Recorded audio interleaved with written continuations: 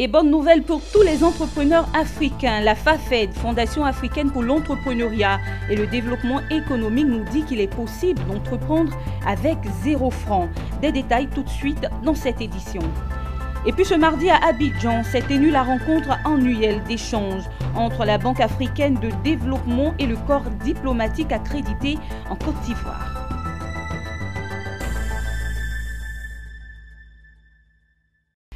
Toujours un véritable bonheur de vous retrouver pour le journal sur Business 24 Africa. Bienvenue à tous et à toutes. Entreprendre avec 0 francs, c'est possible, mais comment s'y prendre? La Fondation africaine pour l'entrepreneuriat et le développement économique, en abrégé FAFED, nous donne justement des recettes pour créer une entreprise à partir de rien. Suivez ce reportage de Ariane Touré et Richard Akeke.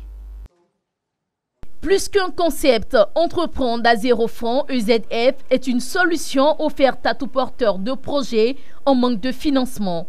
Cela est rendu possible grâce à l'expertise de la Fondation africaine pour l'entrepreneuriat et le développement économique, FAFED. Arriver à créer une entreprise à partir de rien est le résultat d'un processus allant de la formation, l'accompagnement et la mise en relation d'affaires. Faisons la promotion d'un entrepreneuriat qu'on appelle entreprendre avec 0 francs. Ça enseigne aux jeunes et aux femmes, à tout le monde, comment démarrer une entreprise sans financement extérieur préalable.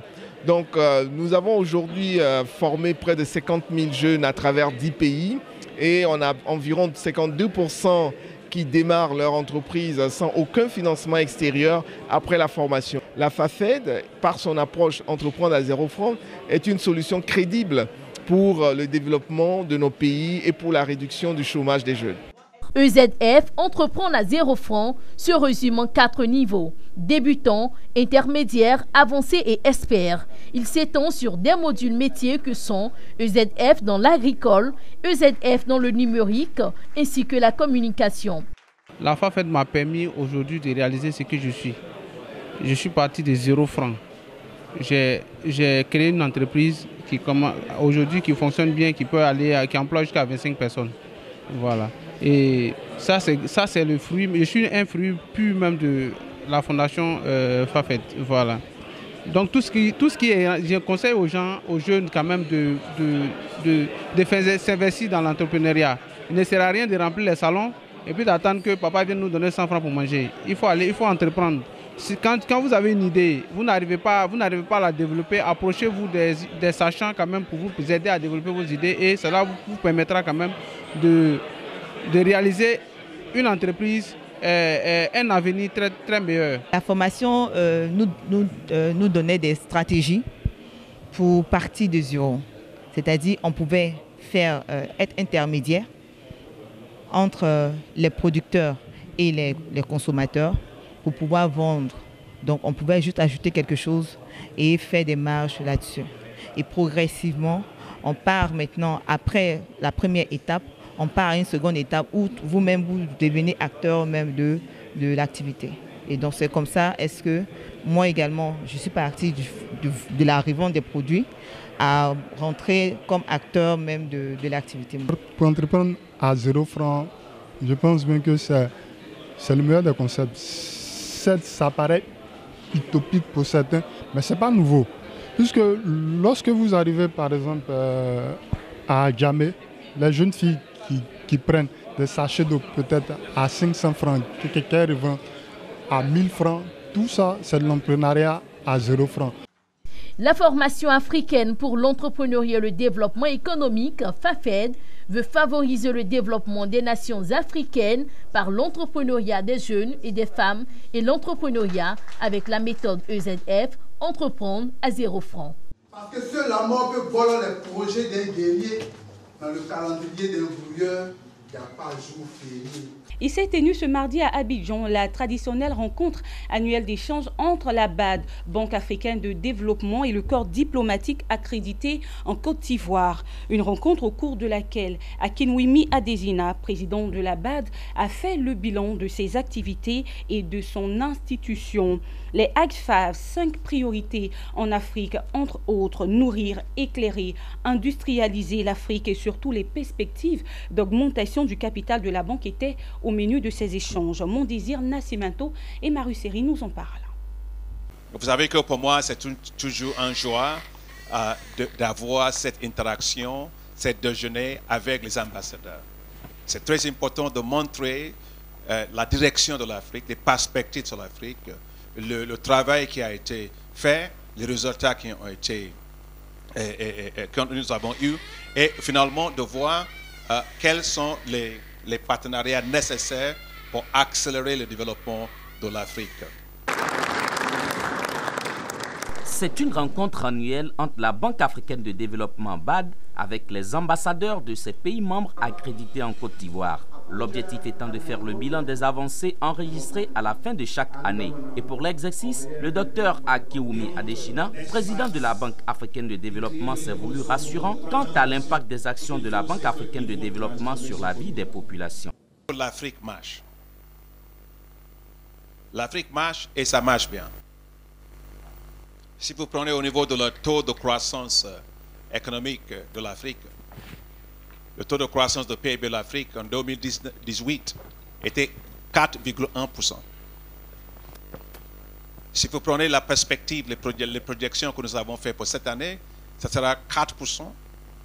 Et l'année prochaine sera 4,1%. Il ne faut pas oublier que ça c'est plus haut par rapport au niveau de la croissance moyenne globale. Les 5 priorités de développement de la Banque africaine de développement ont dominé les échanges. Ces 5 grandes priorités sont les suivantes: éclairer et fournir de l'énergie à l'Afrique, nourrir l'Afrique, industrialiser l'Afrique, intégrer l'Afrique et améliorer la qualité de vie des Africains. Ces domaines d'intervention prioritaires sont indispensables selon Akiwumi Adesina pour la transformation de l'existence des populations africaines. L'année passée, au niveau de les high five de la Banque africaine de développement, on voyait les résultats que nous avons accomplis. En ce qui concerne l'accès à l'électricité, nous savons il y a 4,5 millions de personnes qui ont été raccordées au réseau électrique vers le niveau branchement ou de branchement amélioré. Au niveau de l'agriculture, ça veut dire nourrir l'Afrique. Il y avait 19 millions de personnes qui ont bénéficié de l'accès aux technologies agricoles améliorées.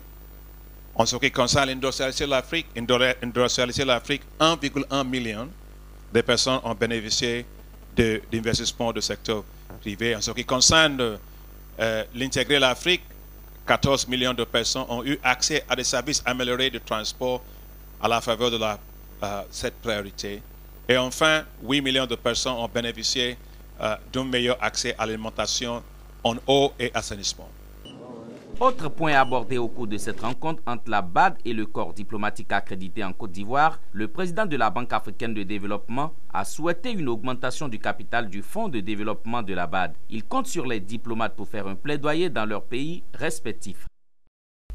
Et parlant santé à présent, Abidjan, capitale économique ivoirienne, va abriter du 7 au 9 février prochain le salon Africa Santé Expo, une plateforme ouverte au grand public pour bénéficier de consultations et de sensibilisation en vue d'éviter et de guérir certaines maladies. Cette annonce a été officiellement lancée ce mardi par les membres du comité scientifique de Africa Santé Expo lors d'une conférence de presse, nous disent Daniel Kodjo et Gilbert Lyon. Quand le monde de la santé, de la beauté et du bien-être se donne rendez-vous en Côte d'Ivoire, on parle de Africa Santé Expo, une plateforme de partage d'expériences entre professionnels de la santé pour trouver des solutions de meilleurs accès à des soins de qualité au profit des populations. L'édition 2019 s'articule autour du thème « La démarche qualité au service du développement des systèmes de santé et du bien-être des populations ». Du 7 au 9 février, les populations sont invitées à prendre part à des séances de consultation et de dépistage de toutes sortes de maladies dans l'enceinte de la patinoire du Sofitel Hôtel Ivoire d'Abidjan. Nous avons créé dans le bas de l'Hôtel Ivoire le village de la santé. Le village de la santé va comporter des consultations gratuites pour la population parce que le monde de la santé ne peut pas se réunir sans en profiter pour sensibiliser la population. Le cancer, le diabète, l'hypertension, l'ORL et les dons de sang. Ensuite, quand vous rentrez dans ce village de la santé, vous aurez une zone de sport. Ce vaste projet soutenu par le ministère ivoirien de la Santé sera meublé entre autres de conférences, panels et ateliers. Ce salon est également une lucarne pour exprimer la nette collaboration entre la médecine moderne et la médecine traditionnelle. Il s'agira de mettre en lumière la contribution des acteurs de la médecine traditionnelle dans l'amélioration de certains indicateurs de santé. Il s'agira pour nous également, pour le secteur de la médecine traditionnelle, de montrer le savoir-faire des praticiens à travers une exposition de médicaments. Ils viennent tous, on a plus d'une soixantaine d'exposants, de praticiens de médecine traditionnelle qui viennent de l'extérieur, mais également de la Côte d'Ivoire, de montrer également véritablement comment ils peuvent prendre en charge les maladies chroniques. On dit que les praticiens ou la médecine traditionnelle, c'est des acteurs qui sont illettrés, qui ne savent rien, mais au cours de cette conférence, ou au cours de cette d'Africa Santé Expo, de montrer réellement la contribution des acteurs ou de leurs trouvailles. Le salon Africa Santé Expo rassemblera 16 pays des 4 continents. Africa Santé Expo prendra fin avec un dîner gala prévu le 9 février afin de recueillir des fonds en faveur de la lutte contre le cancer infantile. Et pour finir, la Banque mondiale vient d'octroyer au Bénin une enveloppe de 90 millions de dollars, soit 45 milliards de francs CFA. Dans un communiqué rendu public à cet effet, l'institution financière internationale a indiqué que ce fonds constitue un financement additionnel en faveur du projet régional sur l'autonomisation de la femme et le dividende dans le Sahel. Notons également que cet investissement important répond aux besoins du gouvernement d'augmenter le nombre de bénéficiaires et d'enclencher un changement radical dans le pays. Et c'est sur ce que se referme cette édition préparée par l'ensemble de la rédaction. Merci de nous avoir suivis. On se retrouve très bientôt pour un nouveau journal. Au revoir.